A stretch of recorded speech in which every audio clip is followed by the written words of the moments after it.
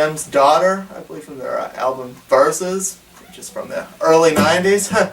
This was actually my very first cover. I talked to one of my other friends, and he had given me some advice and told me that in addition to my own original material, I need to throw in some covers and try and rouse the audience even more, and to even open up shows, and to make sure that they're ones that are easy, that I can get into, and that are popular enough that everybody knows. And I heard this one on the radio constantly, and plus I've always been a fan of Pearl Jam, just a lot of those, late 80s, early 90s alternative grunge bands, but this one was great because also I had a friend at Northern who was, who's like this,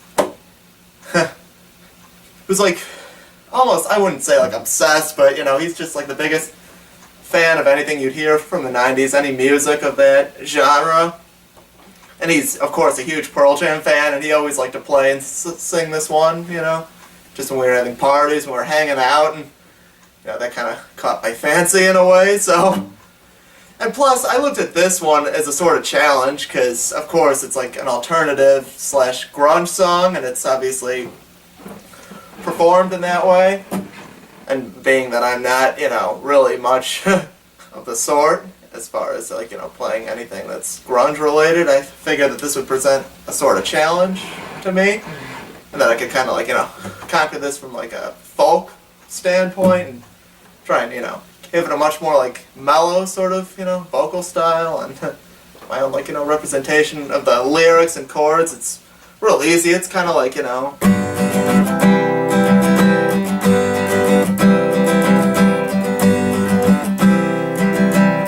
so obviously it's real easy. It's, a really good one to perform live, and everyone at,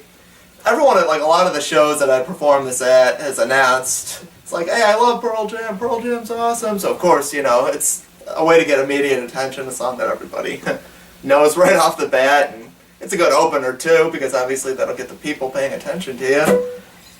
And like I said, there are only a couple transitions as far as chords. You have the kind of turnaround part, or I don't know if I call it bridge, if you will, but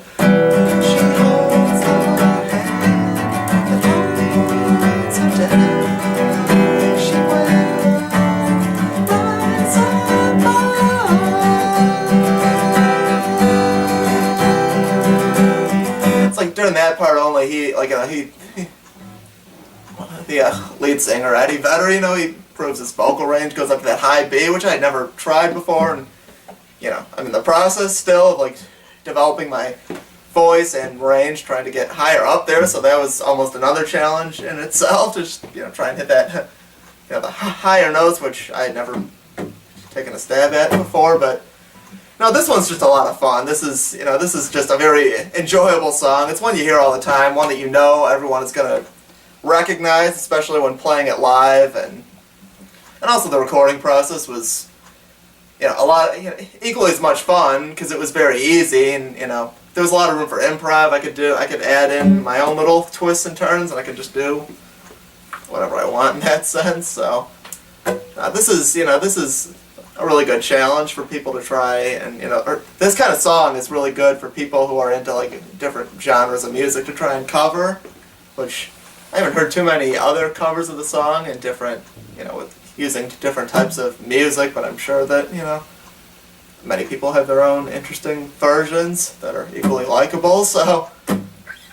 yeah, this one, and it almost has, it has a real interesting kind of fade out. It, the instruments gradually just subside, and there's the ending lines